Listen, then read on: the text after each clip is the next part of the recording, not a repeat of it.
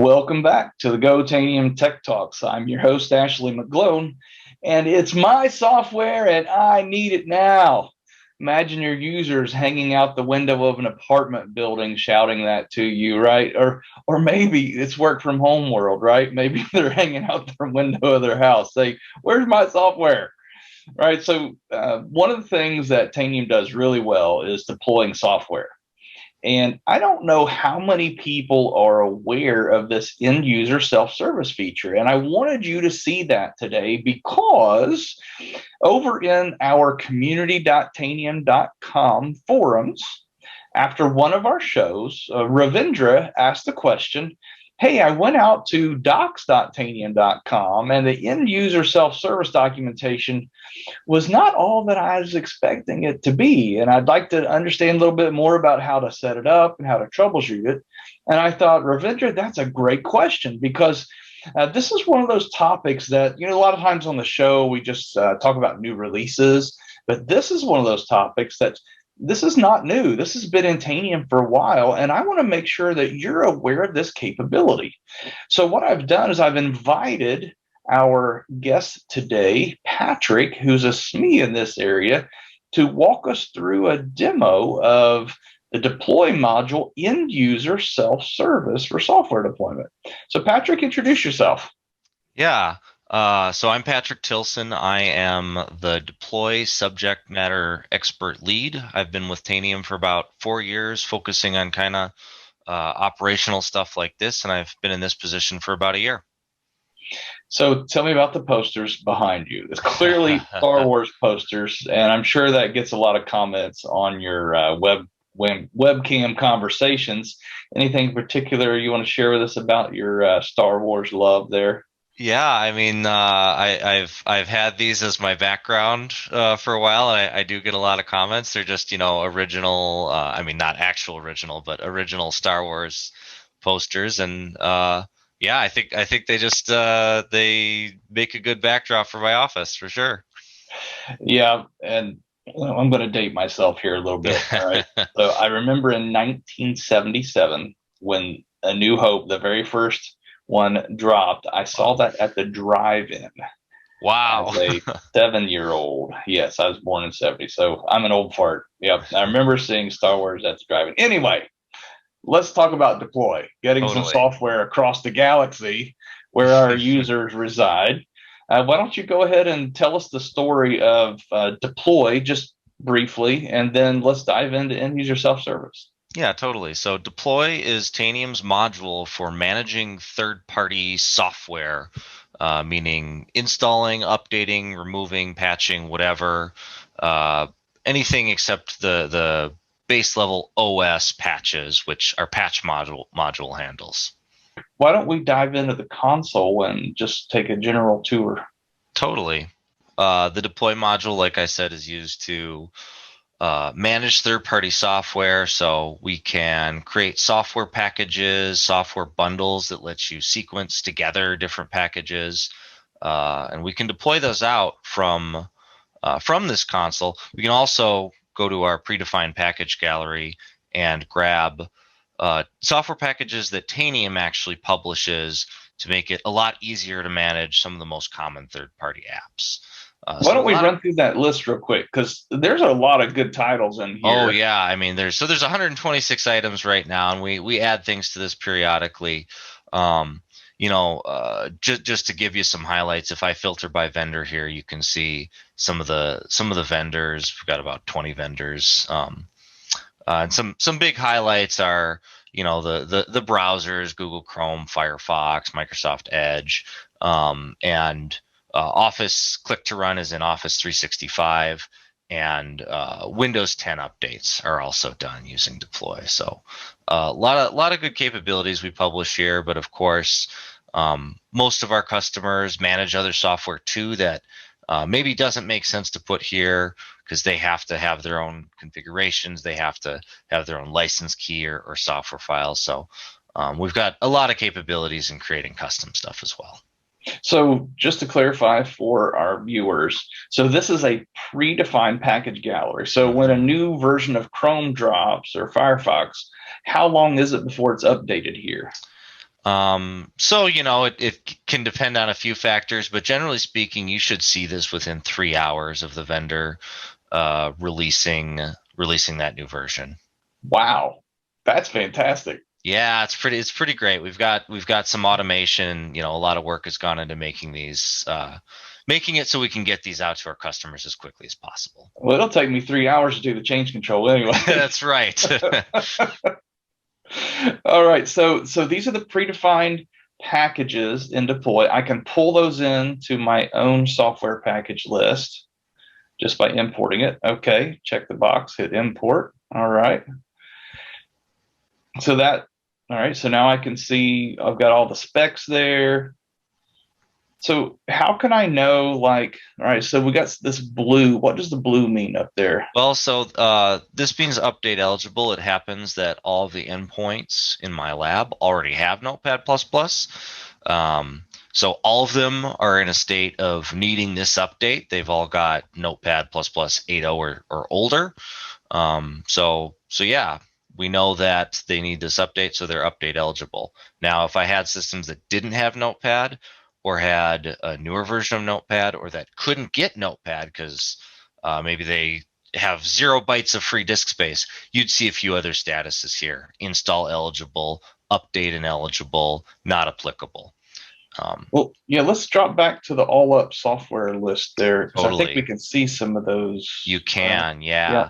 we've got So those cool little twisty, the Blue Star update on the left side. We hit those little triangles right beside the yeah, title. so we can Yeah. expand these to get some more information on each of the packages from this view. I could also, of course, click into the package and see all the details about the package, including how it works. And if I Right. wanted, if I needed to customize it, I could actually click edit and change these things if I needed to, add a configuration file or something. And that's a good point because if I import something from the gallery, I'm probably going to want to tweak it for my environment a little bit. Depending on what it is, you might, yeah. Mm-hmm. Cool. All right. So there's a lot we could say about creating deployed packages from scratch and all that, Good. but today we want to focus on end user self-service. And why don't we hit the bundles real quick, just for a quick overview as well? Yeah, totally. So worth going over bundles. Like I mentioned, they're just a sequence of software packages run in order. In this example, and I actually use this in my lab environment, you might use a bundle to install all the software that you want on all of your computers as sort of a base build or baseline bundle. But I could also use this just to group together updates so that I could update all the software in my environment with one deployment and save a little bit of my own labor. Or if I needed to do something like replace my antivirus solution and I wanted to make sure I didn't leave computers without antivirus, I could bundle the removal of my old antivirus and together with the installation of my new antivirus. So lots of things people do with bundles, including really specifically, you'll notice in this, the version for all of my applications here, all my software packages says latest applicable. And what I can do with this is actually create a sort of light touch patching solution where when I import a new software package from the gallery or create a new version or whatever, if it is the highest version, if I've deployed this bundle, endpoints that have that deployment will pick up that change and install the latest version. And in fact, that's what you watched me do earlier with Notepad++. As soon as I hit this distribute catalog button, the endpoints are going to be notified, hey, there's a new version of Notepad++, and the ones that have this bundle deployment are actually going to install that. So let's capture that again. So Totally. I want to make sure everybody caught that. So this is set it and forget it third party patching. Is that what If I'm you want, hearing? if you want it to be, yeah. Wow, that's fantastic. All right. So let's get to the topic at hand then. Yes. Specifically, how do we make this self-service? So I maybe in my environment, I know one of my customers had some special critical machines and they didn't want anything happening on them automatically. They wanted a level 2 technician to go to that machine and manually trigger that third party update. Or maybe there's software that you just want to have available a la carte for your users that are licensed and they can just go at will and get it. How would I do that in deploy? Yeah, so it's pretty straightforward. Self-service comes as part of deploy. It automatically gets installed on endpoints. It is partially based on our end user notification solution. That's just part of Tanium. That's free. Um, if you've got deploy, you've got end user notifications. It's actually a requirement. You can't run deploy without it. So it's there. It's ready to go. All you have to do as a Tanium operator is consume it. And to do that, you just create a self-service profile. These are self-service profiles. You can click create, or in my case, I've already got one. And all they are is a list of software packages and bundles that you add to that profile. Now, when you do that, you choose what operations are available. So in this example, I've got a few packages added, and I've got all the operations selected. And when I say operations, I mean install, update, or remove. Because I want to be able to do whatever I want on my test machines. But as an example, I might not want people to install some of these things. I might just want them to be able to update or remove them from their system. So I might not choose install. Just depends on kind of what I'm trying to accomplish on those endpoints. I can also, if necessary, specify that a restart is required, so that if an end user tries to install one of these software packages or do whatever the change is, they'll get a prompt that they've got to reboot after that's done. But bundles are the same. You just run bundles, but you can add bundles to a self-service profile, and that will make it available. Now, you'll note at the top here, we've got targeting. So I can target any one of my computer groups that I can manage, or I can target an arbitrary Tanium filter. So anything I could ask in the question bar, question builder, I can also use that to target a self-service profile. So we can get really creative. We could target a specific IP subnet or specific type of computer, like a workstation. But what a lot of our customers do, what's a pretty common thing to do, is have some sort of grouping. Maybe it's from a third party asset management solution, or maybe you're using Active Directory groups where a particular piece of software might be tracked by membership of that group. We can target things like that, and that's true in general across Tanium. But I think it's important to point out that that's available for self-service. So what you can do is really have a full self-service solution where all the right pieces of software and the right operations are available to the right people on the right computers once you create these profiles. A question there then. Yeah. And I know this answer, but I want to ask it for our audience. So does this work for Windows, Mac, and Linux? So great question. Today, end user self-service is a Windows only feature. Same thing with end user notifications within deploy. That being said, we're actively working on bringing both end user notifications and end user self-service to Macintosh. So that should be available this year. Fantastic. I know there's a lot of people looking forward to that one. Very true. All right, so I create a self-service profile in here. I can check if a restart is required for some of these apps. I can kind of mix and match, smorgasbord, expose. And so what I'm doing is I'm exposing these applications to the end user if they're on one of these computers, and then they get to pick if they want to install, update, or remove. Is that right? That's right. Depending on what's available, of course. So because of what deploy does, how deploy works, software packages have rules about whether you can install that package or update it or remove it. So, to install Google Chrome on the computer, this version of Google Chrome that I've made available, the computer has to, not have a newer version of Google Chrome. To update it, it has to have an older version, and to remove it, it has to have this version.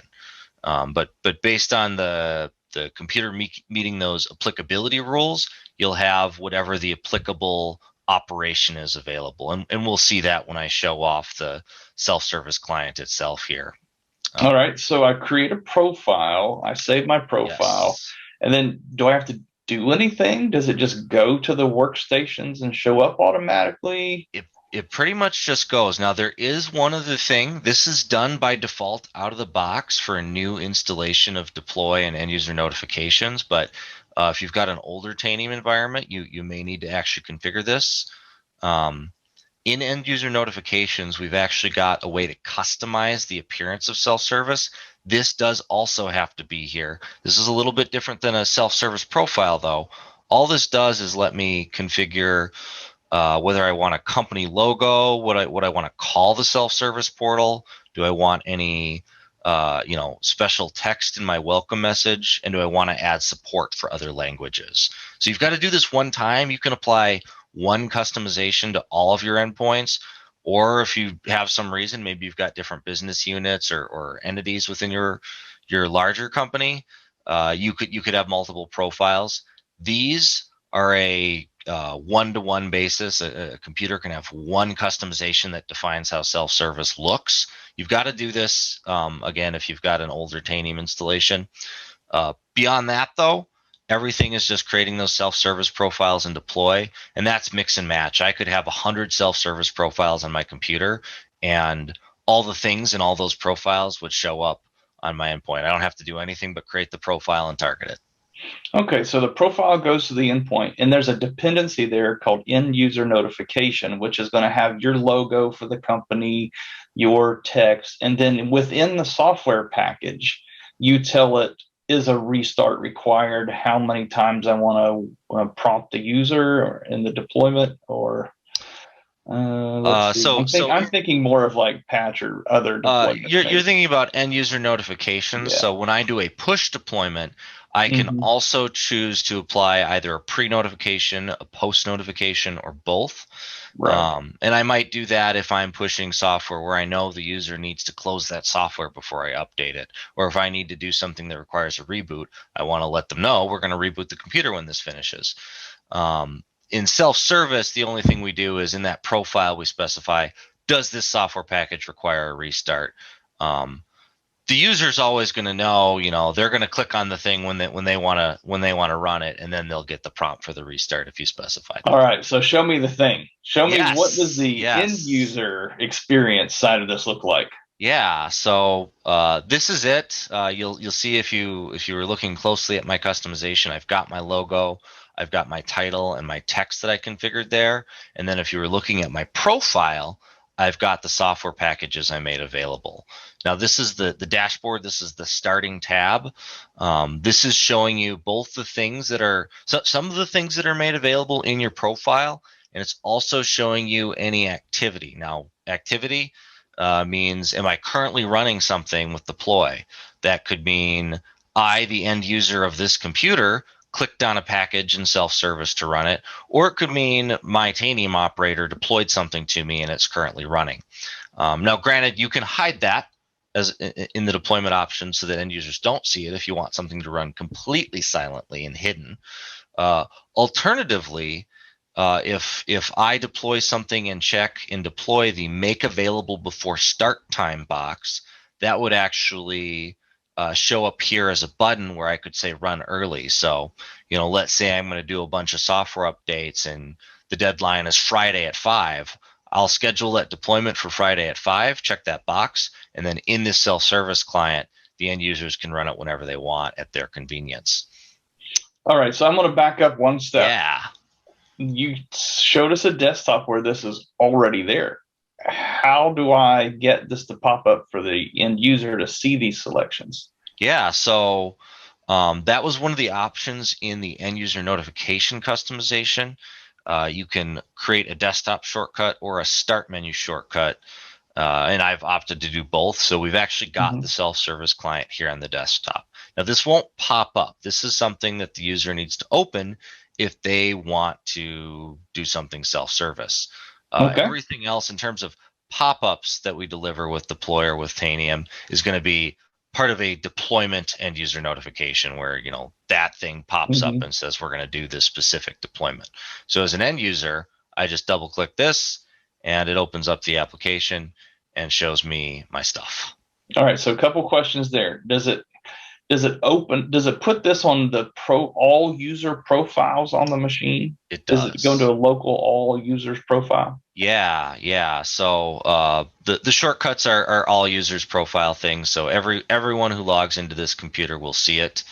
And it's launching the same thing regardless of who logs in. Okay. And is there any way to customize the icon? This icon? The actual desktop icon that the user sees. Not really, no. You could certainly, I mean, you could certainly do that with, a package that renames it or something like that. But out of the box, it's going to be called SelfService Client, and it's going to have this logo. That's how Okay. we publish it. I figured that was the case. I just wanted people to understand that. All right, so take us through the rest of the user interface. Yeah. So the dashboard is just your starting screen where you get to see all the things I mentioned.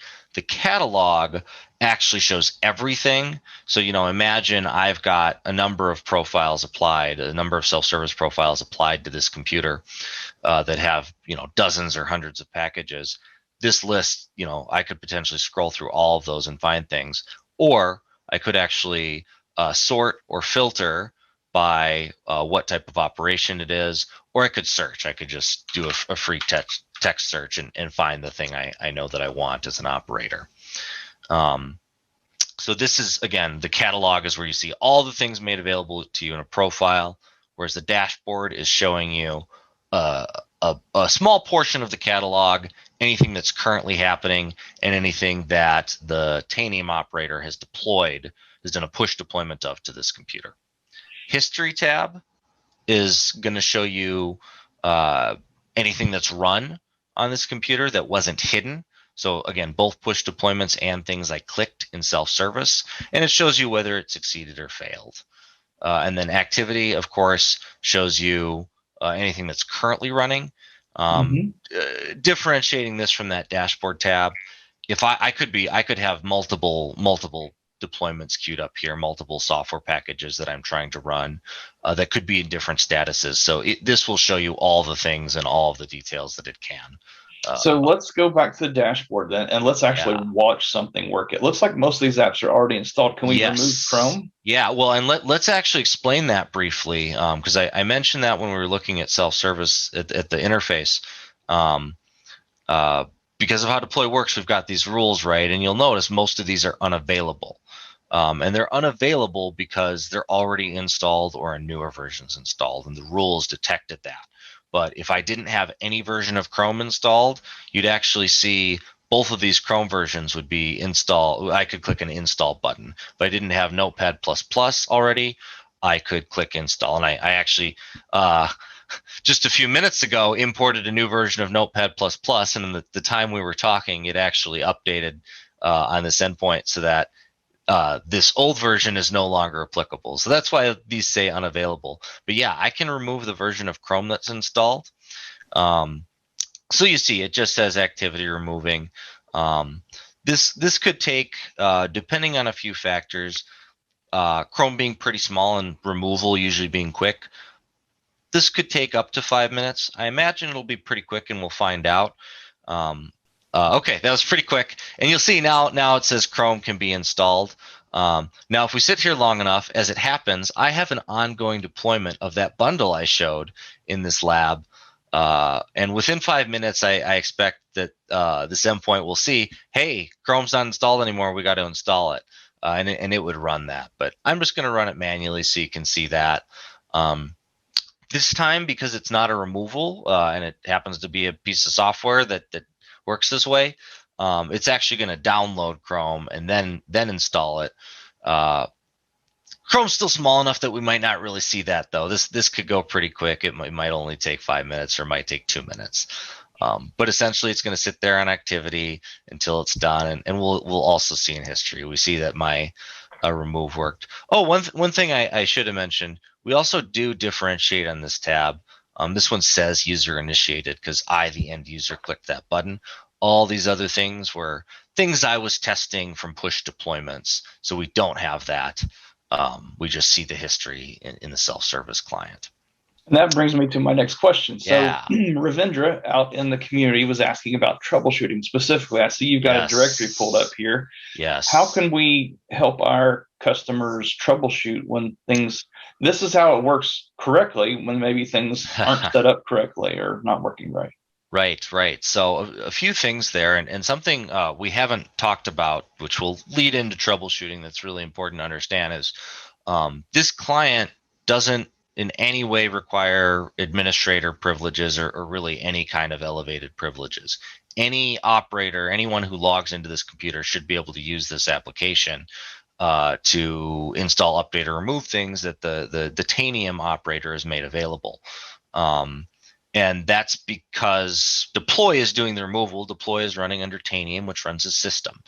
So if we need to troubleshoot self-service, and by the way, I mean, self-service generally, not to steal a trademark, generally just works. However, the thing that will happen is you'll do something in deploy, you'll apply a self-service profile to a target or make a change, and then you'll go look on an endpoint and doesn't look like what you're expecting is there. You're missing some software package or some software package operation or bundle that you expect to be there. So that's really almost the only thing you're going to troubleshoot when it comes to self-service.